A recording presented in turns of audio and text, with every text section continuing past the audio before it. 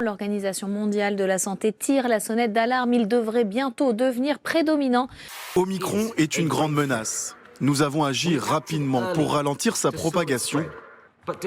Mais malgré ces mesures rapides, les données de ces derniers jours ont montré plus de raisons de s'inquiéter.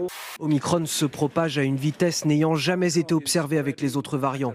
Et le fait que l'on place le variant Omicron comme étant bénin nous préoccupe. La pression va continuer à s'accentuer durant les prochaines semaines et nous devrions dépasser les 3000 patients atteints du Covid en réanimation très rapidement et atteindre les 4000 patients atteints du Covid en réanimation autour des fêtes. Les États-Unis, le pays le plus endeuillé du monde par la pandémie, ce chiffre, donc 800 000 personnes sont décédées des suites du Covid. Nous avons traversé des moments très difficiles, des moments d'angoisse aussi, et tout particulièrement cette épidémie qui, je pense, très peu l'avait anticipée. Donc oui, c'est normal.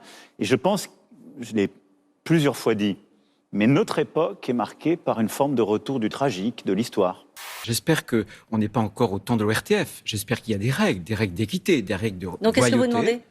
Je demande l'application de ces règles. Rien de plus, rien de moins. Ce qui était imposé à Nicolas Sarkozy à l'époque doit être aujourd'hui imposé à Emmanuel Macron. Le décompte du temps de parole ? Bien sûr. On va s'ennuyer à mourir ce soir devant l'interview d'Emmanuel Macron sur TF1. C'est pas moi qui le dis, évidemment. C'est ce que dit Jean-Luc Mélenchon depuis les Antilles. Je pense qu'on a déjà demandé beaucoup. On va continuer à avancer avec, au fond, les 3 piliers de notre action. Vacciner, vacciner, vacciner, c'est le premier pilier. Personne n'est dupe. Emmanuel Macron est candidat. Enfin, moi, je veux dire que moi, je serais face à lui, je lui demanderais même pas est-ce que vous êtes candidat. Alors dites-le nous. Il est candidat.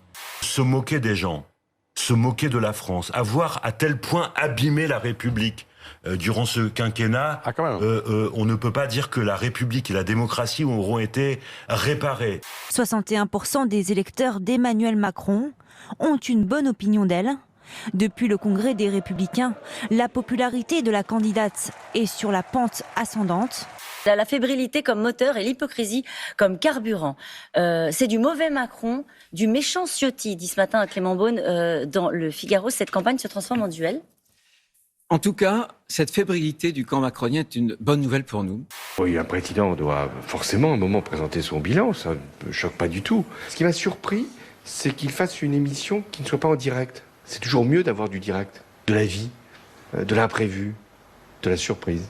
N'oubliez pas, j'ai été, entre guillemets, sa première victime politique, puisque lorsque j'étais garde des Sceaux, que j'avais appelé ma fille du prénom de maman, il l'avait violemment contesté. Il avait même dit que j'étais indigne de la République, ou que la République ne pouvait pas m'accueillir ou accueillir ma fille en raison de son prénom. Votre compagne, Madame Knafo, va-t-elle vivre avec vous à l'Élysée si vous êtes élu ? Alors ça, je ne réponds pas à tes questions personnelles. Ma vie privée ne regarde que moi